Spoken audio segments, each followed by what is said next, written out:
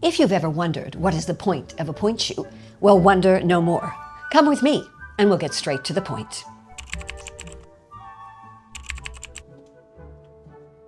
You join me here in the pointe shoe room at the Royal Ballet and Opera, and I'm surrounded by the ballerina's most important tool of her trade, the pointe shoe. And like ballerinas, I think it's safe to say they've come a long way, baby. Initially, female ballet dancers wore heeled slippers, but this prevented them from jumping and meant that they couldn't articulate their feet and therefore develop their technique. Marie Camargo, however, was a Paris opera ballet dancer, and she is credited with removing the heel, thereby allowing her to jump and actually be the first to perform an entrechoc quatre. However, very soon, a lighter and more ethereal effect was desired, so enter Charles Didilot, a French ballet master and choreographer who created a machine that could lift the dancers in the air on wires and thereby make it seem as though they were dancing on the very tip of their toes. Although a wonderful idea, it was a tad impractical, so very soon ballerinas were taking matters into their own hands and doing it for themselves.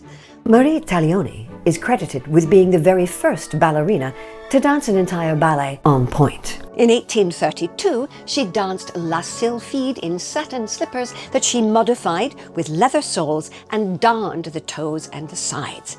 And then comes Pierina Legnani, the very first ballerina who is credited with executing the dazzling fouettes in the Black Swan pas de deux in Swan Lake.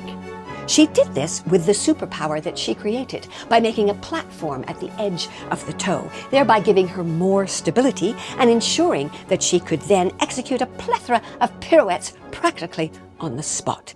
And in the 20th century, Anna Pavlova comes along and she creates a box at the end of the toe, and then we're on the way to the pointe shoe that we know today.